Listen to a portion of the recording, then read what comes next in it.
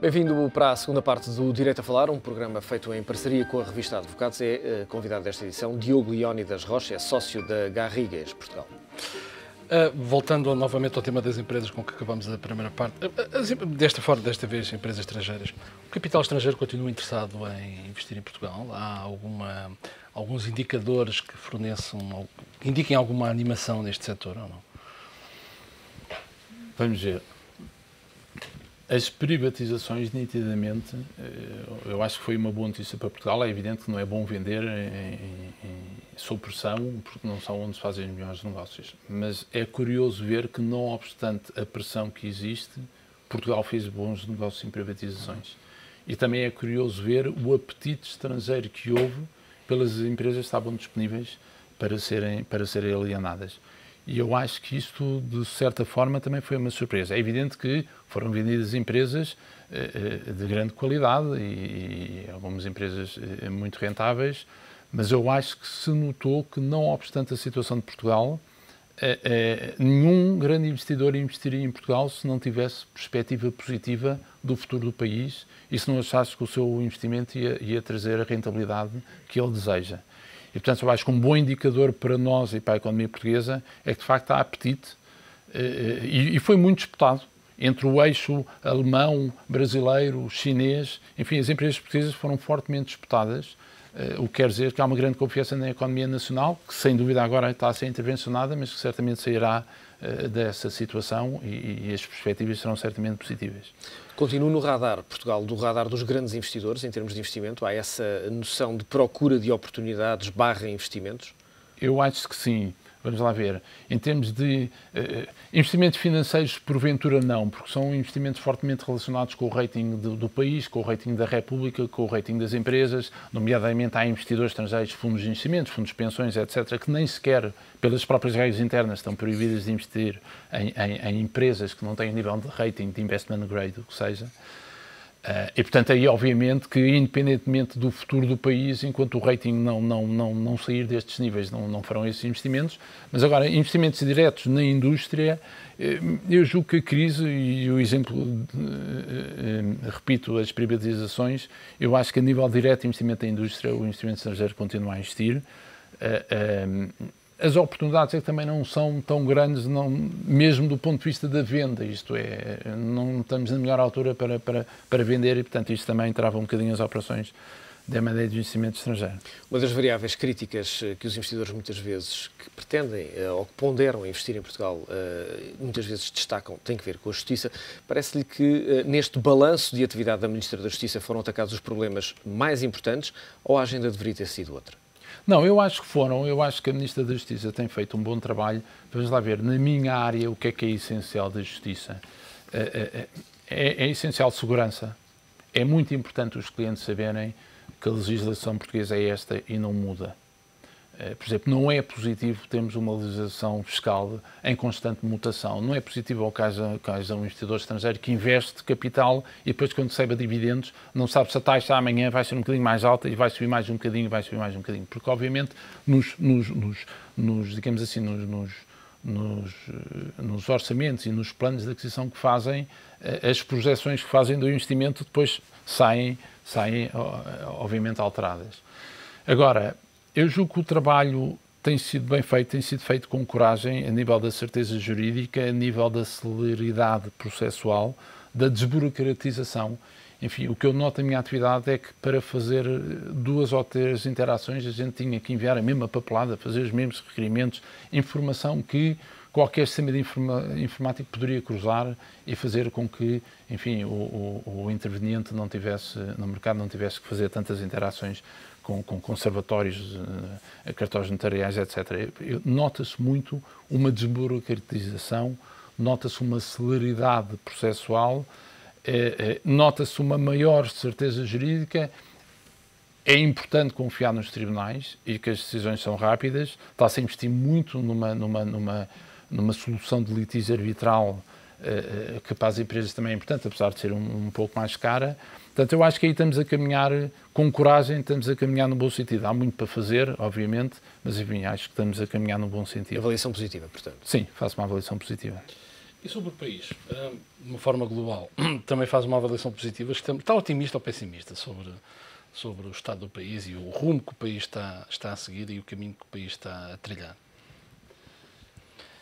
O país, vamos ver, o governo está muito centralizado na resolução do déficit, não é?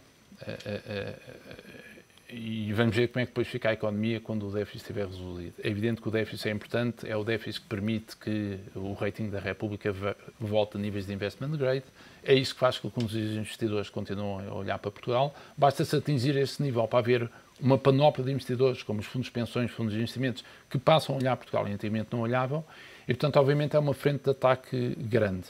Resta saber se a economia resiste a este esforço grande de contenção do déficit orçamental. E esse é o grande desafio.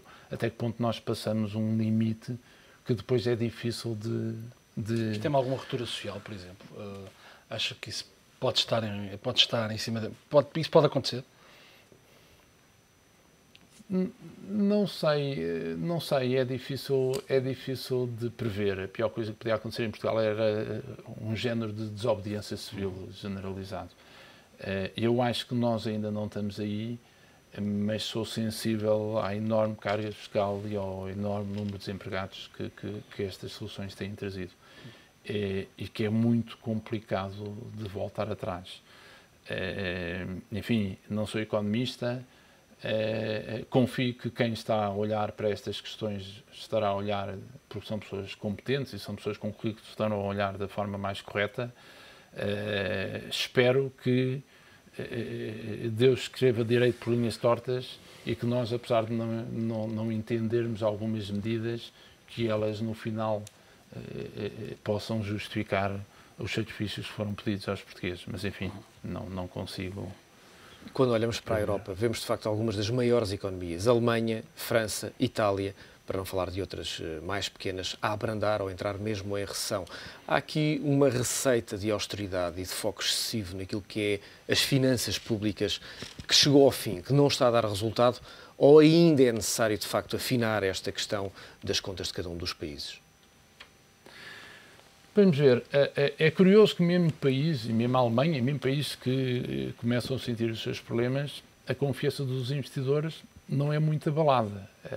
É curioso ver a França e a Alemanha fazer emissão de dívida a taxas negativas. O que demonstra que os investidores pagam para ter o seu dinheiro seguro. E entendem que a Alemanha ou a França são bons países para pôr o dinheiro seguro. Portanto, muitas vezes... E isso é o reflexo também da crise do déficit orçamental dos outros países e do rating dos outros países. É evidente que os investidores que não vêm para Portugal, porque não temos um rating de investment grade, são os investidores que vão colocar o seu dinheiro em sítios seguros, não para ter um rendimento, mas apenas para o dinheiro ficar seguro. Portanto, isso para dizer o quê? Isto para dizer que, de facto, não obstante a situação económica dos países, eu percebo, de alguma forma, a prioridade dada ao rating, porque é o rating que cria e chama o investimento. E é aí que faz canalizar o dinheiro dos investidores para o nosso país em vez de ser para outros países. Enfim. Na Europa, um pouco do outro lado do Canal da Mancha, há o Reino Unido, obviamente, com 2/3 dos ingleses a não quererem ficar na União Europeia, apenas 1/3 quer ficar, e com David Cameron a falar do referendo, também sempre numa posição, não se percebe se de facto, mesmo com o túnel do Canal da Mancha, se está mais próximo da Europa ou não. Como é que olha para esta situação do Reino Unido, relativamente à Europa, mas também no setor financeiro, obviamente é uma área que conhece bem e que acompanha. Como é que pode, de facto... Que implicações pode ter neste setor importante para o Reino Unido ficar ou não ficar com um pé mais forte na Europa? Eu acho que o Reino Unido, vamos lá ver, eu acho que o Reino Unido vive mal sem a Europa. Mas, por outro lado, tem uma praça financeira muito importante, tem uma moeda forte e, portanto, eu acho que era um pouco o melhor dos dois mundos, não é? Por um lado, não ser contaminado pela crise do euro, mas, por outro lado, também não largar um espaço económico do qual, possivelmente, ele não sobrevive sozinho. Não é uma equação fácil de gerir e, obviamente, terá muita componente política. Não tenho bem ideia como é que poderá evoluir, mas não é uma equação fácil, de facto. E como é que a Garrigos, que é a maior sociedade de advogados da Europa continental, segundo creio, Como é que se tem adaptado a esta crise que se instalou no continente, na zona euro? Como é que tem atravessado este período turbulento? Vamos lá ver, a Garrigues, semelhante um bocadinho, se calhar, como acontece com as empresas portuguesas, a Garrigues, enfim, com os períodos de expansão, a Garrigues também expandiu muito. Estes momentos de crise económica têm levado, também dentro da nossa própria sociedade, a nós fazermos uma otimização de custos, arrumarmos a casa, retirar os desperdícios que tínhamos e otimizarmos as nossas equipes. E nós aproveitámos este período de crise para fazermos. E aproveitámos com grande rentabilidade. Nós, em pleno ano de crise, tivemos dos anos mais rentáveis da Garrigues, muito ao nível também do corte de custos e da otimização de toda a estrutura. Agora, estamos a falar de, enfim, às vezes as pessoas não têm ideia que as sociedades de advogados, enfim, as sociedades de advogados hoje em dia são, e hoje há esta polémica toda das sociedades de capitais, as sociedades de advogados são autênticas sociedades de capitais. O investimento que a Garrigues tem em comunicação, em marketing, enfim, ligações à universidade, em formação, etc., são investimentos muito grandes. E, portanto, gerem-se como qualquer empresa a nível da contenção de custos, a nível da otimização, isto é, não vendemos só o cérebro dos advogados numa base horária. Há muita atividade para além disso, que às vezes não se tem noção, mas são verdadeiras organizações empresariais e muito grandes. Há alguma intenção da Garrigues expandir-se para o mundo lusófono, sabendo que é uma cidade com sede em Madrid? Há alguma intenção de se expandir para o mundo lusófono? Vamos ver, são mercados complicados. A Garrigues, geralmente a expansão da Garrigues é acompanhar os clientes que têm para os mercados para onde eles querem ir. Como a Garrigues é fortemente, uma cidade fortemente espanhola, tem uma grande dimensão espanhola, obviamente que acompanhou os clientes espanhóis para onde eles iam. E, portanto, basicamente, a América do Sul, China, País de Leste, Polónia, Marrocos, etc. De um ponto de vista de Portugal, cabe-nos a nós fazer um bocadinho, impulsionar um bocadinho para os países lusófonos. E nós temos olhado para eles, temos olhado para Angola, temos olhado para Moçambique, temos olhado para o Brasil. A Garrigues abriu um pequeno escritório no Brasil, mas o Brasil tem grandes restrições, estes países têm grandes restrições legais para a abertura de escritórios estrangeiros. De alguma forma protegem-se e, portanto, a entrada não é muito simples. E muitas sociedades, e nós nomeadamente, muitas vezes preferimos fazer uma parceria com um escritório local, tentar que eles tenham os nossos estándares de prestação de serviços para lhes emprestarmos os nossos clientes. E, portanto, ainda não decidimos fazer um investimento em Angola ou em Moçambique. No Brasil, um pequeno escritório, mas para direitos estrangeiros, isto é, não para competir com os escritórios locais. Pela dimensão da Garrigues, não abrimos nenhum escritório em nenhum destes países que fosse competir com a advocacia local. Ainda não foi essa a nossa estratégia. Não sei o que será no futuro. Por enquanto ainda não tomamos essa decisão. Há pouco falava de uma sociedade de advogados como uma empresa. Concorda com a abertura do capital a não advogados, das sociedades de advogados?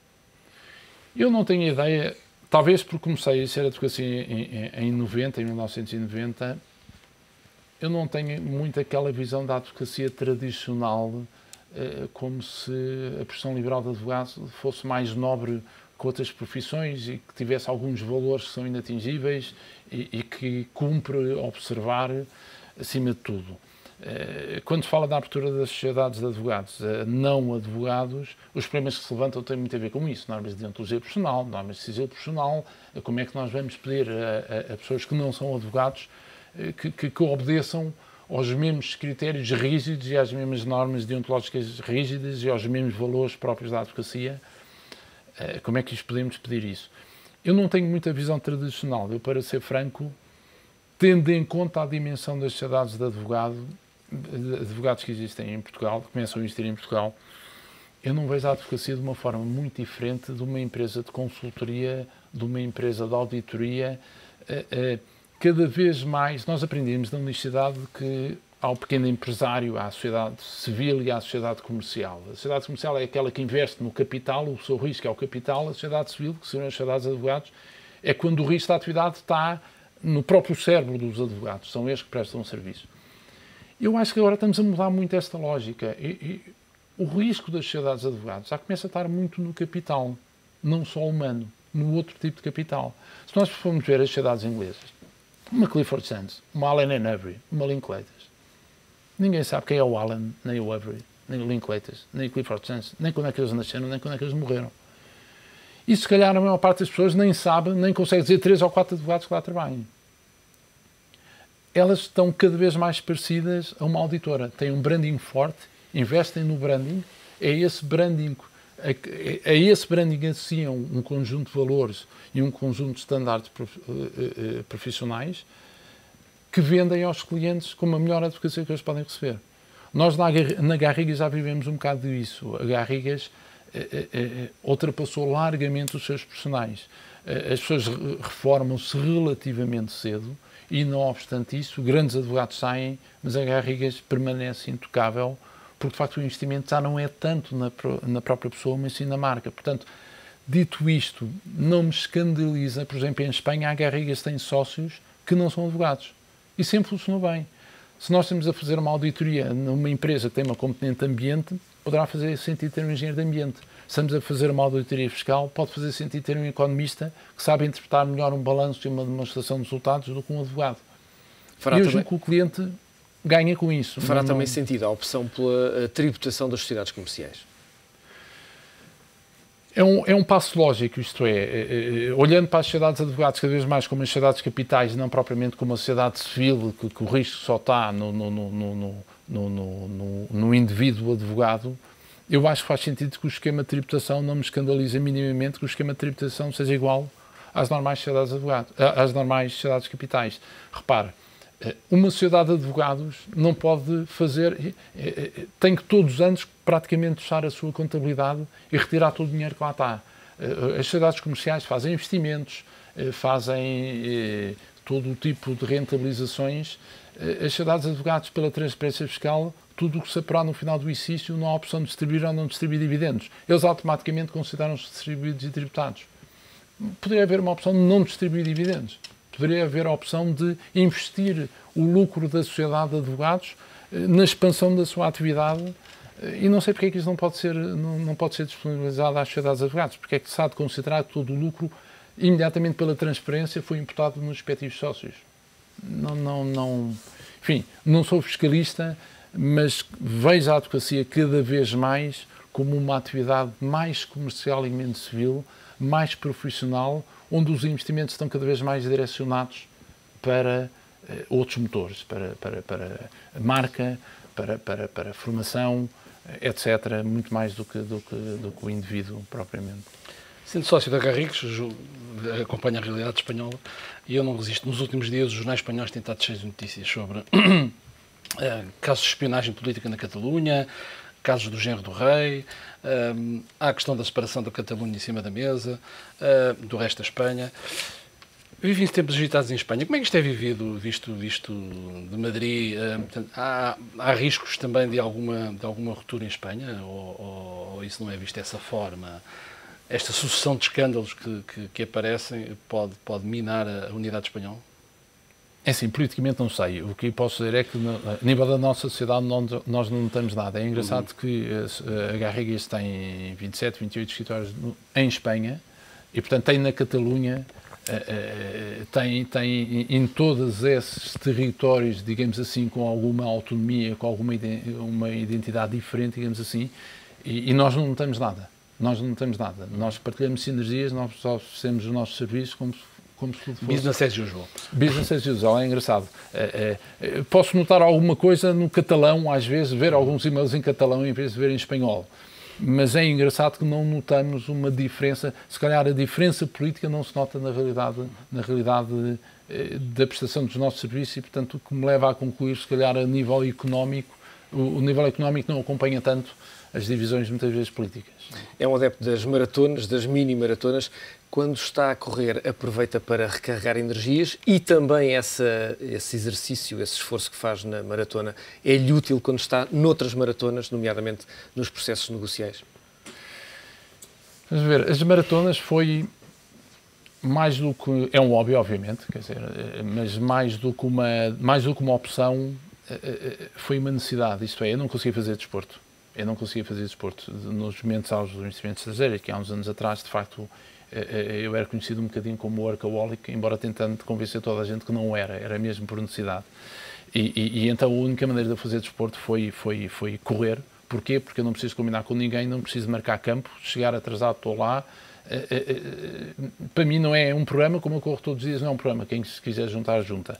É muito bom para restabelecer baterias, é muito bom para aliviar stress, é muito bom para pensar.